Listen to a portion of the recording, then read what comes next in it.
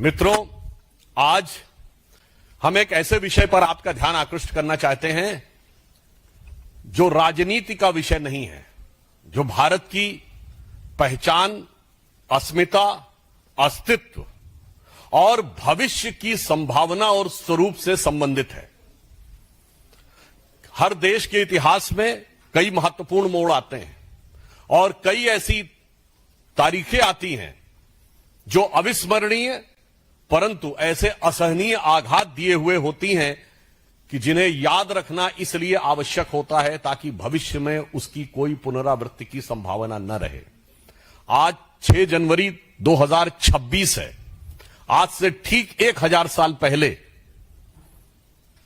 महमूद गजनी के द्वारा श्री सोमनाथ मंदिर का विध्वंस किया गया था, जो 12 ज्योतिर्लिंगों में सर्वप्रथम माना गया है, जिसके विषय में कहा गया है कि सोमलिंगम नरो दृष्ट्वा सर्व पापो प्रमुच्यते लभते फलम मनोवांछितः मृतः सर्वम समाश्रयेत। ये माननीय प्रधानमंत्री जी ने भी आज जो इसके अपना विचार व्यक्त किया है उसमें इस श्लोक का उद्धरण दिया है कि अर्थात सोमनाथ एक ऐसा लिंग है जिसे देखने मात्र से पापों का नाश होता है, पुण्यों की प्राप्ति होती है, मनोवांछित फल प्राप्त होते हैं और स्वर्ग का मार्ग प्रशस्त होता है।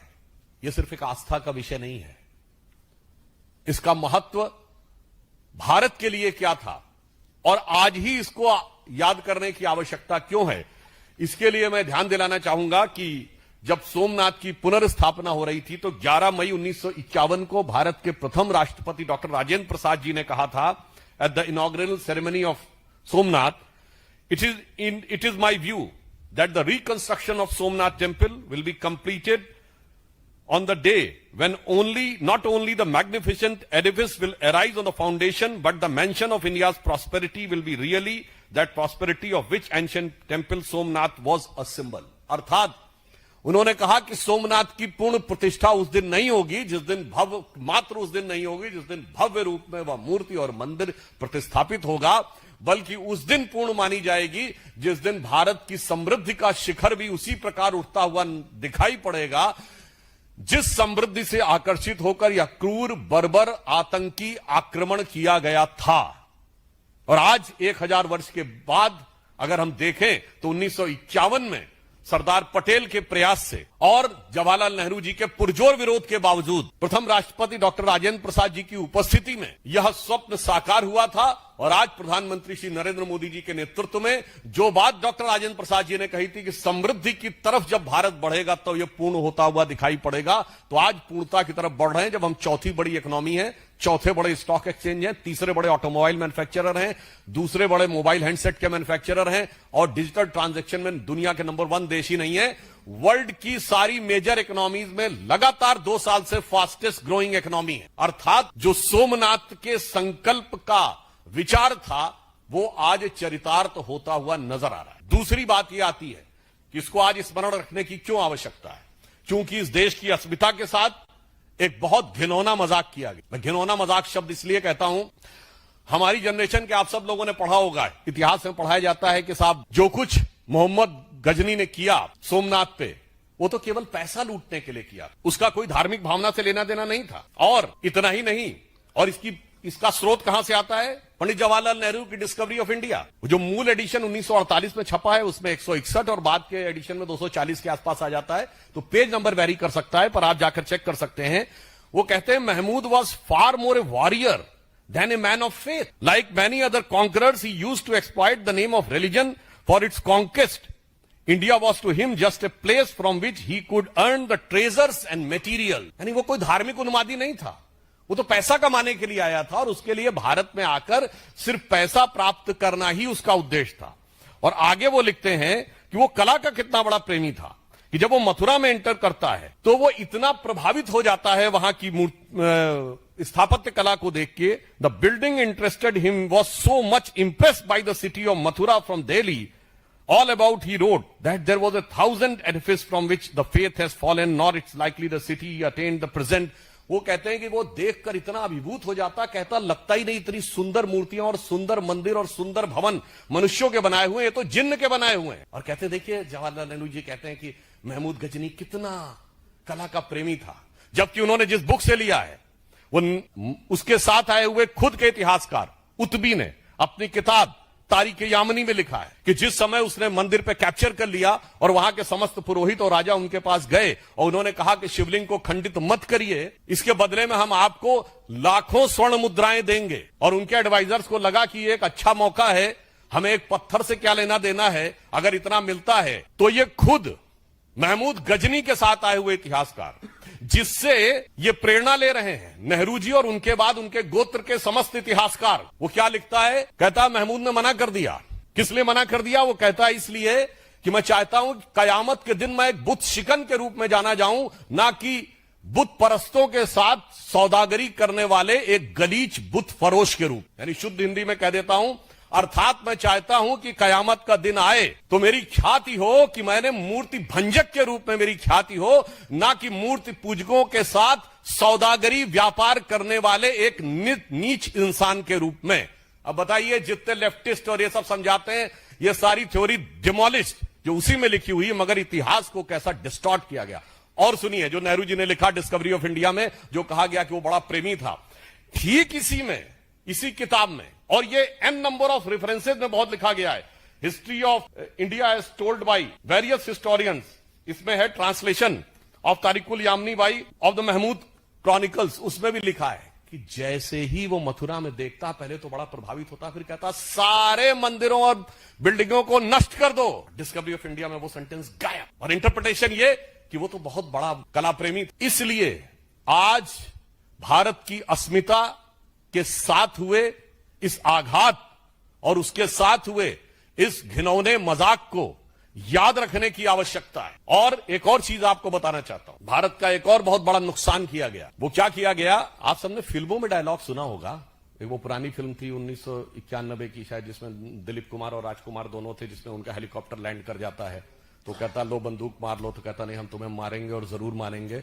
मगर तब जब बंदूक भी हमारी होगी, गोली भी हमारी होगी, इलाका भी हमारा होगा और वक्त भी हमारा होगा। ये डायलॉग सिर्फ फिल्मों में, परंतु ऐसा नहीं है। महमूद गजनी के साथ आए हुए इतिहासकार ने लिखा है कि एक हिंदू शाही डायनेस्टी थी, आप में तो अब किसी को नाम में नहीं पता होगा, उसकी राजधानी काबुल, जिसका नरेश धर्मपाल जब ये लूट के गया और धर्मपाल से युद्ध के बाद भी वो गया और आज के जो कजाकिस्तान की तरफ, और उसे पता चला कि तुर्क राजाओं ने महमूद गजनी को घेर लिया है, तो अलबरूनी ने लिखा है, क्या लिखा? उसने कहा जब घेर लिया है तो वो धर्मपाल उसको कहता है कि मैं 2000 घुड़सवार, 10,000 सैनिक और 100 हाथियों के साथ तुम्हारी मदद करने को आने को तैयार हूं, मगर किस लिए? इसलिए नहीं कि मैं तुम्हें बचाना चाहता हूं, इसलिए कि तुम्हें मारने का संकल्प मैंने लिया था, तो मैं अपने अलावा किसी और को तुम्हें पराजित करते हुए और तुम्हें मारते हुए नहीं देखना चाहता। ये वो चीज थी जिसने भारत को बचा के रखा, ना कि एक गाल के बदले दूसरा गाल आगे कर देने के सिद्धांत ने। इसलिए इसी के लिए श्रद्धेय अटल बिहारी वाजपेयी जी ने पूछा था, आज सोमनाथ जो दिखाई पड़ रहा है, माननीय प्रधानमंत्री जी ने जिन भाव की अभिव्यक्ति की है, वो दर्शाता है कि भारतीय संस्कृति की वो जीवनी शक्ति थी, वो संघर्ष शक्ति थी, जिसने दुनिया के सबसे बर्बर आक्रमणों को भी झेल कर अपने को बचा के रखा, जिसके लिए अटल जी ने लिखा था कि दुनिया का इतिहास पूछता रोम कहां, यूनान कहां है, घर घर में शुभ अग्नि जगाता वो उन्नत ईरान कहां है, दीप बुझे पश्चिमी जगत के छाया जब बर्बर अंधियारा, तभी चीर कर तम की छाती चमका हिंदुस्तान हमारा। और जो चमक थी उसकी अभिव्यक्ति सोमनाथ के प्रथम ज्योतिर्लिंग में दिखाई पड़ती थी। मगर अफसोस 1835 में मैकॉले ने जो विष हमारे दिमागों में भरना शुरू किया, 2035 में प्रधानमंत्री जी ने कहा उस विष से मुक्त करनी है, उस विष का बहुत बड़ी विष बेल को काटने का प्रतीक सोमनाथ का मंदिर। अब आप कहेंगे साहब बहुत इतिहास की बात हो गई, आज के कॉन्टेक्स्ट में क्या है? तो यह भी मैं बताना चाहता हूं। आप सभी लोग, विपक्ष के लोग बहुत बोले थे कि डोनाल्ड ट्रंप ने ऑपरेशन सिंदूर के बाद भारत पाकिस्तान की मध्यस्थता की बात कही थी और इसको लेकर हमारे विरोधी बहुत उछल उछल के बोल रहे थे। तो 11 मई 2025 को डोनाल्ड ट्रंप ने यह भी बोला था कि 1000 ईयर से इंडिया और पाकिस्तान के बीच की लड़ाई है और कश्मीर उससे जुड़ा हुआ मुद्दा है। तो मैं पूछना चाहता हूं, इन लोगों में से किसी ने सवाल किया कि 78 साल पहले बना हुआ देश में 1000 साल पुरानी लड़ाई क्यों है?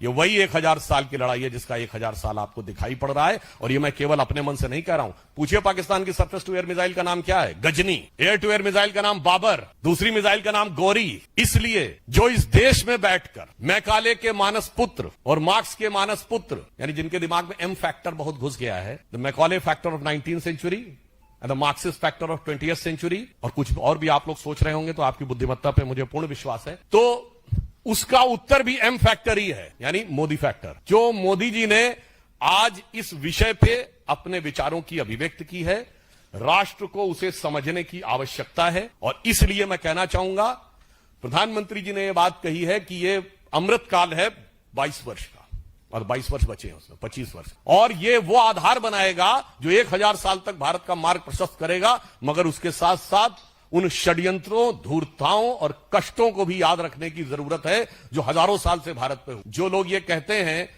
कि मुगल आक्रमणकारियों के दौर में भारत में क्या क्या हुआ, तो उनके मैं बहुत डिटेल में नहीं जाना चाहता, सिर्फ इतना बता देना चाहता हूं कि एंगस, जो प्रोफेसर आरजी रमल ने डिमोसाइट बनाई है, जिन्होंने वर्ल्ड की हिस्ट्री का पूरा किया है, कब कब कितने लोग मारे गए, उसमें तुगलक के दौर में कितने मारे गए, खिलजी के दौर में कितने लाख मारे गए, मुगल के दौर में कितने मारे गए, कुल मिलाकर उन्होंने 60 मिलियन से 80 मिलियन लोगों के मैसेकर की बात। विल डूरांट ने हिस्ट्री ऑफ सिविलाइजेशन में लिखा है, the Muslim conquest of India was not one of the bloodiest, he said was the deadliest। Colonel James Tod ने लिखा है annals and antiquities of Pakistan of Rajasthan में कि जब अकबर ने कैप्चर किया तो उसने 2980 किलोज के जनेऊ तोले, 2980 किलोज। आप सोच सकते हैं कि कितना था। ये किसने लिखा? फॉरेनर्स ने। इसलिए मैं कहना चाहता हूं, मजाक मत उड़ाइए। ये देश उसके बाद भी आज जीवित है, स्वतंत्र हुआ, और उसके बाद प्रखरता के साथ आगे बढ़ रहा है अपनी उस शक्ति के कारण, जिसे समझिए और आश्वस्त रहिए कि आज जब पूरी दुनिया लड़ाई लड़ने में लगी हुई है, मैं देशों का नाम नहीं ले रहा हूं, सब एक दूसरे को के ऊपर आक्रमण करने और आधिपत्य में लगे हैं, उसमें यदि भारत का राइज हो रहा है तो इन मूल्यों को स्थापित करने के लिए हो रहा है, जो विध्वंस और हिंसा के खिलाफ होगा। India is all set to rise, not to dominate the world but to motivate the world. और उसका मूल आधार वह हिंदू संस्कृति, हिंदू सभ्यता है, जिसे कलंकित करने का प्रयास और उसके ऊपर हुए इतिहास के सबसे घनघोर नरसंहार, विल डूरांट ने जो कहा है, उसको छुपाने ही नहीं, नरसंहार करने वालों को महिमा मंडित करने के इस दुष्चक्र और षड्यंत्र को समझने की जरूरत है। और भारत क्या सोचेगा, जो प्रधानमंत्री जी ने कहा कि अगले 1000 साल तक, तो अटल जी की इस पंक्ति से समाप्त करता हूं, जो उनकी बड़ी प्रसिद्ध कविता थी, हिंदू तन मन हिंदू जीवन, रग रग हिंदू मेरा परिचय। तो उसका जो अंतिम छंद है कि होकर स्वतंत्र मैंने कब चाहा मैं कर लूं जग को गुलाम, मैंने तो सदा सिखाया है करना अपने मन को गुलाम। गोपाल राम के नामों पर कब मैंने अत्याचार किया, कब दुनिया को हिंदू करने घर घर में नरसंहार किया, कोई बतलाए काबुल में जाकर कितनी मस्जिद तोड़ी, भूभाग नहीं शत शत मानव के हृदय जीतने का निश्चय, हिंदू तन मन हिंदू जीवन, रग रग हिंदू मेरा परिचय। धन्यवाद। और अब एक अन्य महत्वपूर्ण विषय पर मेरे साथी श्री शहजाद पूनावाला जी आपको संबोधित करेंगे। बहुत बहुत धन्यवाद सुधांशु जी। जय सोमनाथ से तो हमने शुरू किया था, पर अब सत्यमेव जयते भी बोलने की बारी है। आज जिस प्रकार से सुधांशु जी ने अभी विस्तृत रूप से बताया कि अस्तित्व, वर्तमान और भविष्य हमारे भारत की सभ्यता का सोमनाथ से जुड़ा हुआ है, परंतु भारत के अस्तित्व, वर्तमान और भविष्य से जुड़ा हुआ सुरक्षा के दृष्टिकोण से एक विषय जिस पर आज सुप्रीम कोर्ट का एक अहम निर्णय आया है, और इस निर्णय के बाद जो टुकड़े टुकड़े गैंग है हमारे देश में, उनको बड़ा दुख भी हो रहा है और दर्द भी महसूस हो रहा है। आज जिस प्रकार से उमर खालिद और शर्जील इमाम, जिसके लिए केवल कांग्रेस पार्टी और उसके इकोसिस्टम से नहीं बल्कि विदेश से भी बहुत सारे पत्र और संवेदनाएं प्रकट हो रही थी, आज उन दोनों व्यक्तियों को सुप्रीम कोर्ट ने किसी भी प्रकार की राहत डिनाई कर दी है, उनके बेल को रिजेक्ट कर दिया है। और केवल बेल रिजेक्ट ही नहीं किया, बल्कि यह भी कहा कि जो इस प्रकार का अपराध उन्होंने किया है, प्रथम दृष्टया आतंकवाद और दिल्ली को जलाने के जो भी चार्जेस उनके खिलाफ लगाए गए हैं, वो प्रथम दृष्टया सही साबित होते हैं। वो क्वालिटेटिवली एक डिफरेंट फुटिंग पर है, मतलब कि कोई आम अपराध नहीं किया है, बहुत ही गंभीर अपराध, देश को टुकड़े टुकड़े करने वाला अपराध, इस दृष्टिकोण से उसको देखा गया है। और यह भी कहा गया है कि जिस प्रकार से उन्होंने ये कृत्य किए, ये दिखाता है कि जो दिल्ली में दंगे किए गए वो दरअसल संयोग नहीं, सोचा समझा प्रयोग भी नहीं, मैं तो कहूंगा हिंदू विरोध का और यही M factor, vote bank factor का सबसे बड़ा उद्योग था। ये दंगे जो थे वो स्पॉन्टेनियस नहीं, स्पॉन्सर्ड थे। ये जो दंगे हुए वो ऑर्गेनिक नहीं बल्कि ऑर्गेनाइज थे, और उसके पीछे की मंशा थी कि यहां पर, जैसे अभी हमने हाल ही में कई देशों में देखा है, जिसके लिए दुआ इबादत भी रोज कांग्रेस के लोग, समाजवादी पार्टी के लोग करते हैं, कि हिंसात्मक रूप से यहां पर सत्ता का तख्ता पलट करवाया जाए। इस दृष्टिकोण से यहां पर हिंदू विरोधी नरसंहार जिस प्रकार से 1000 वर्ष पहले भी हमने देखा था, उसी प्रकार से करवाया। मतलब उस समय पर जो खलनायकों का महिमा मंडन करने का काम आज भी कांग्रेस का इकोसिस्टम करता है, गजनी और गौरी का, आज भी वो इकोसिस्टम दिल्ली को टुकड़े टुकड़े गैंग के साथ क्यों? कभी ये अफजल गुरु के लिए कहते हैं अफजल हम शर्मिंदा है, कभी ये कहते हैं याकूब हालात का मारा था, कभी ये कहते हैं बाटला हाउस में जो मारे गए उनके लिए आंसू बहाती थी सोनिया गांधी जी, कभी ये नक्सलियों को शहीद बोलते हैं, और आज शर्जील इमाम और उमर खालिद के साथ भी यही इकोसिस्टम खड़ा है। तो सवाल यह बनता है कि कांग्रेस पार्टी, अब जबकि ये सुप्रीम कोर्ट का इतना बड़ा निर्णय आया है, तो क्या कांग्रेस पार्टी दिल्ली में मारे गए हमारे अंकित शर्मा जी के परिवार से, रतनलाल जी के परिवार से, दिलबर नेगी के परिवार से क्या नाक रगड़कर माफी मांगेगी?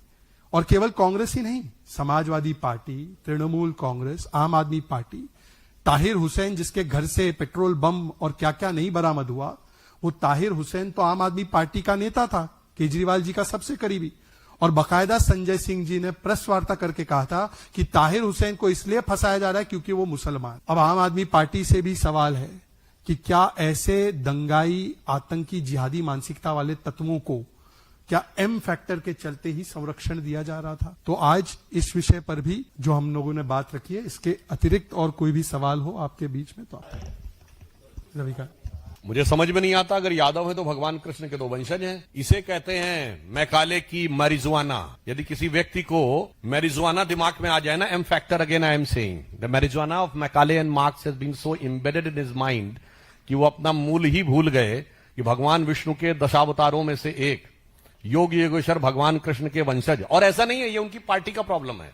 उनके नेता को भी गायों में बदबू आती है और बकरे कटने में खुशबू आती है। और याद करिए दूसरे जो उन्हीं के वंश के हैं, लालू प्रसाद यादव जी, बिहार का चुनाव हुआ था, 30 अक्टूबर को गोपाष्टमी हुई थी।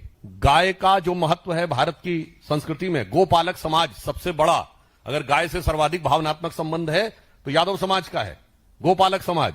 और गोपाष्टमी की पूजा करते हुए कोई फोटो देखी? नहीं। मुहर्रम के ताजिए के आगे झुके हुए देखी। इसलिए जिनका जमीर आज इतना नीचे चला गया है राजनीतिक स्वार्थ में, तो उनके लिए एक पंक्ति कहना चाहूंगा कि शाम तक सुबह की नजरों से उतर जाते हैं, इस कदर समझौतों पे जीते हैं कि जमीर ही मर जाते हैं। मुझे लगता है कि वैसे तो वो अनेक प्रकार चित्र विचित्र बात करते रहते हैं, परंतु उन्हें ध्यान रखना चाहिए, अगर जेनजी की तरफ देखना है तो उत्तर प्रदेश के हैं तो शुभांशु शुक्ला की तरफ देखें, जेनजी अंतरिक्ष में जा रहा है। अगर बिहार के हैं तो मैथिली ठाकुर की तरफ देखें, यंगेस्ट एमएलए और जो लोक संस्कृति को भारत में स्थापित कर रही है।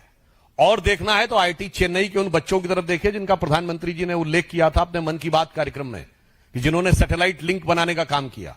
और देखना है तो आंध्र के गुकेश राजू की तरफ देखें जिसने वर्ल्ड चेस चैंपियनशिप जीती। और उसके बाद भी अगर और गौर से देखना है तो महाराष्ट्र के देवव्रत महेश रेके की तरफ देखें, जिसने कि वाराणसी में दंड क्रम पारायण के द्वारा शुक्ल यजुर्वेद के 2000 मंत्रों के दंड क्रम पारायण कॉम्बिनेशन में 2 लाख जो कॉम्बिनेशन बनते हैं उनका त्रुटिहीन सतत पाठ करके दिखा दिया। इसलिए मैं कह रहा हूं भाई, नजरें देखो, नजारा कितना बदला हुआ है। नजर पे से चश्मा हटाओ मोदी विरोध का, तब असली दुनिया दिखेगी। देखिए, उनके अनेकानेक अभियान पहले भी जनता के द्वारा तिरस्कृत और उपहासित हो चुके हैं। मुझे लगता है कि ये बिहार की हार से कुंठाग्रस्त और बंगाल में घुसपैठिया परस्त कांग्रेस के मनोबल जो ध्वस्त हो चुका है, उस ध्वस्त मनोबल के ऊपर केवल अपने कैडर को एक मैसेज देने का, मैं कहूंगा, निष्फल होने वाला प्रयास है। या दूसरे शब्दों में कहें कि नाकाम हसरतों का जनाजा लेकर वो अब अपने कदम बढ़ाने जा रहे हैं। मुझे लगता है देश की जनता बहुत प्रबुद्ध है और वो सभी बातों पे सजग है और वो ये भी समझ सकती है कि हर बार जब राहुल गांधी जी विदेश जाते हैं कुछ ना कुछ आइटम होता है। पहले गए थे लंकावी तो आके हाइड्रोजन बम, फिर कोलंबिया गए तो कहीं दूसरा बम, अच्छा उसमें निकली सिर्फ हाइड्रोजन गैस, फिर जर्मनी गए तो आके एक बयान दिया, अब विदेश से गए हैं तो हो सकता है यात्रा शुरू हो। तो मुझे लगता है ये सब समझना चाहिए कि वो 80 चुटकी 90 ताल, कहां से चुटकी बनती कहां ताल बजती है। देखिए, आज एएपी का मतलब बन चुका है और अधिक पाप। और जिस प्रकार से जब से भगवंत मान जी की आम आदमी पार्टी की सरकार पंजाब में आई है, तब से कानून व्यवस्था पूर्ण तरीके से ध्वस्त हो चुकी है। अभी जो कल का वीडियो आया है जिसमें कि आम आदमी पार्टी से जुड़े हुए सरपंच की दिन दहाड़े अमृतसर में हत्या की जाती है और वो भी हत्यारे अपना चेहरा भी नहीं ढाकते। मतलब कि पुलिस से कोई खौफ उन्हें महसूस नहीं होता। और केवल एक लौती ऐसी घटना नहीं है, हमने देखा है कि सिद्धू मूसेवाला की हत्या, किस प्रकार से आरपीजी का हमला मोहाली के हेडक्वार्टर पर, किस प्रकार से नशा माफिया बेलगाम घूम रहा है पंजाब में, इंटरनेशनल कबड्डी प्लेयर को भी मार दिया गया, आए दिन वहां पर ग्रेनेड अटैक्स होते हैं। तो ये साफ है कि जब से आम आदमी पार्टी आई है सरकार में, तब से वहां पर कानून व्यवस्था ध्वस्त है। भगवंत मान जी और सुपर सीएम केजरीवाल मस्त है, जनता त्रस्त है। और सुपर सीएम केजरीवाल ने 100 गाड़ियों का कॉन्वॉय अपनी सिक्योरिटी के लगा रखा है और पंजाब की जनता के पास कोई सिक्योरिटी नहीं बची। तो आज सुपर सीएम केजरीवाल और नॉमिनल सीएम भगवंत मान जी दोनों को जवाब भी देना चाहिए और भगवंत मान जी को तो इस्तीफा देकर चले जाना चाहिए। वैसे भी पुलिस के ऊपर उनका कोई नियंत्रण नहीं। एक सेकंड, पहले इनका फिर आपका, दोनों को लेंगे। मुझे लगता है कि जहां तक भारत सरकार का संबंध है, भारत सरकार सतर्कता के साथ और दृढ़ता के साथ उस विषय का प्रतिकार कर रही। हमारे विदेश सचिव भी गए थे, उसके बाद ही पहली बार उन्होंने स्वीकार किया था और 80 से अधिक केसेस दर्ज हुए। भारत सरकार ने बांग्लादेश पे को जो हमने अपने बंदरगाहों पे फ्री एक्सेस दे रखा था वो समाप्त कर दिया है। और जहां तक मीडिया पे आक्षेप की बात है तो मैं आह्वान करना चाहूंगा कि अभिव्यक्ति की स्वतंत्रता के अलंबरदार, जो कहते हैं मीडिया की स्वतंत्रता के झंडा बरदार और कट्टरपंथी ताकतों के फरमाबरदार, आज कौन से बिल में जाकर बैठ गए हैं। और ये भारत में पहली बार नहीं हो रहा है। 2012 मुंबई का आजाद मैदान, कितने चैनल्स की ओबी वैन्स तोड़ी गई थी, कोई चू बोला था? नहीं बोला था। इसलिए मैं मानता हूं मीडिया को दृढ़ता से विषय रखना चाहिए। और इसके साथ मैं जरा अंतर्राष्ट्रीय मीडिया से भी पूछना चाहता हूं, भाई साहब 2015 जनवरी जब दिल्ली के चुनाव होने वाले थे, तथा कथित रूप से भारत में चर्चों पे हमले कहे गए थे, जो बाद में दिल्ली की पुलिस की जांच में केवल चोरी, थेफ्ट एंड बर्गलरी के केस निकले 4-5। किसी को चोट नहीं लगी, किसी का कुछ नहीं हुआ, कुछ शीशे तोड़े और चोरी के केस निकले। उस पर तो अंतर्राष्ट्रीय मीडिया ने बड़ी प्रतिक्रिया की थी और बड़ा ऊपर से बयान आ गया था। आज बांग्लादेश के ऊपर पूर्णता शांति, तो राष्ट्रीय से लेकर अंतर्राष्ट्रीय मीडिया तक ये यक्ष, मुझे लगता है उस पर शहजाद जी स्पष्ट कर चुके हैं। जो न्यायिक प्रक्रिया है वो यथावत समझनी चाहिए। मगर एक बात अच्छी तरह समझ, इन लोगों ने 4 साल पहले बोला था कि चिकन ने काट के अलग करना है और बांग्लादेश में आज बोला जा रहा है। तो जिनके ऊपर सेक्युलरिज्म का खुमार चढ़ा हुआ है, जो सेक्युलरिज्म की सुरापान घन अंधकार में डूबे हुए हैं, जरा उनको 4 साल पहले के बयान और आज के बयान को मिलाकर देख लेना चाहिए। परंतु वो लोग उस नशे से बाहर नहीं निकल पाए, क्योंकि सेक्युलरिज्म के कुएं में ही भांग पड़ी। एक सूरदास का पुराना पद है ना, एक हो तो समझाइए आके, कूपह में ही भांग पड़ी। तो जिसको देखो वही आज मदहोश। नहीं, देखिए वो सारा विषय पहले भी स्पष्ट किया, पुरानी धरोहरों को रखने का उनके मन में बहुत शौक था। किंग जॉर्ज की मूर्ति 1968 तक उन्होंने रखी थी। अंग्रेजी भाषा ऑल इंडिया सर्विसेज में 1977 तक रही थी, सिर्फ अंग्रेजी में वो होते थे। तमाम नाम अस्पतालों के, आपको पता है कि विलिंगडन हॉस्पिटल था 1977 तक, राम मनोहर लोहिया हॉस्पिटल। तो इसलिए हम पूरी तरह, और उन्होंने भी किंग्सवे को राजपथ ही किया था, कर्तव्य पथ प्रधानमंत्री जी ने किया है, और राष्ट्रपति भवन में मुगल गार्डन। तो इसलिए किस धरोहर के प्रति उनकी आस्था है, और जहां तक गांधी जी की धरोहर है, तो वो तो अगर आज है तो सिर्फ भारतीय जनता पार्टी और राष्ट्रीय स्वयंसेवक संघ के पास।